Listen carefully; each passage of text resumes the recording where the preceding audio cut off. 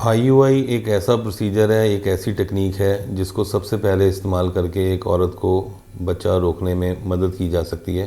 जिन ladies में अगर natural pregnancy नहीं हो रही, बेशक उन्होंने कोई दवाई खाई है या नहीं खाई, और अगर माहवारी के दूसरे दिन से दवाई खा के उन्होंने प्रेगनेंसी के लिए कोशिश की और उनको प्रेगनेंसी नहीं हो पा रही, ऐसी लेडीज़ में आईयूआई जो है वो सबसे अच्छा तरीका है प्रेगनेंसी अचीव करने का।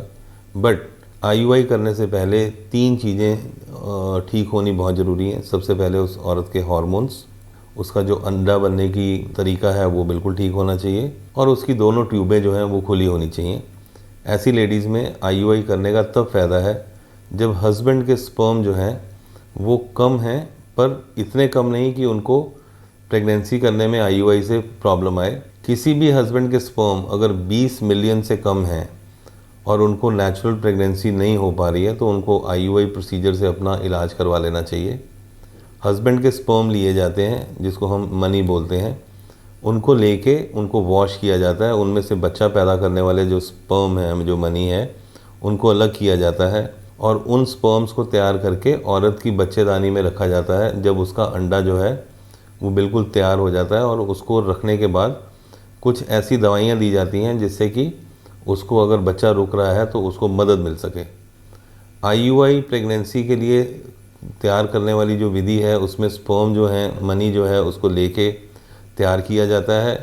जब वो स्पर्म अच्छी तरह से तैयार हो जाते हैं तो उनको जब हम अंदर ट्रांसफ़र करते हैं, बच्चेदानी के अंदर रखते हैं, तो औरत को कुछ आराम की ज़रूरत होती है। वो भी उनको सारी गाइडलाइंस दी जाती हैं।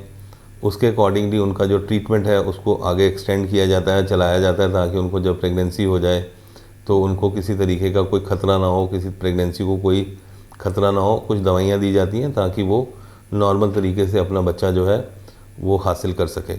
अगर 6 महीने की आईयूआई प्रोसीजर के बाद भी किसी औरत को बच्चा नहीं रुका, तो उसको आगे दोबारा आईयूआई साइकिल्स ट्राई नहीं करने चाहिए। मेरा ये मानना है कि किसी लेडी को अगर 3 महीने आईयूआई के बाद बच्चा नहीं रुका, तो उसको चौथा महीना भी आईयूआई नहीं करनी चाहिए। बट कई लोग ऐसे हैं जो कहते हैं कि हम और कोशिश करना चाहते हैं।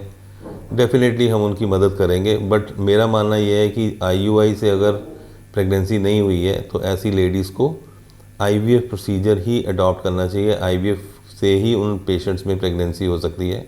सो मेरी अपील है, जिन औरतों ने 6 महीने से ज़्यादा माहवारी के दूसरे दिन अपनी दवाइयाँ खा चुकी हैं अंडा बनने वाली, या 6 महीने आईयूआई करा चुकी हैं, 6 बार ही आईयूआई करा चुकी हैं, उनको ये दोनों चीज़ें दोबारा नहीं करनी चाहिए। ना उनको माहवारी के दूसरे दिन से अंडा बनने वाली दवाई खानी चाहिए, ना उनको आईयूआई करानी चाहिए। बिकॉज़ 6 महीने के आईयूआई साइकिल्स के बाद अगर बच्चा नहीं रुका है तो एक औरत को आईयूआई से बच्चा कभी नहीं रुक सकता। उनको आईवीएफ प्रोसीजर पे चले जाना चाहिए। उनको एक ऐसे इनफर्टिलिटी स्पेशलिस्ट या एक आईवीएफ सेंटर पे कंसल्टेशन पे चले जाना चाहिए, जो उनको अच्छी तरह समझा सकें कि आईवीएफ कब हो सकता है, कैसे हो सकता है।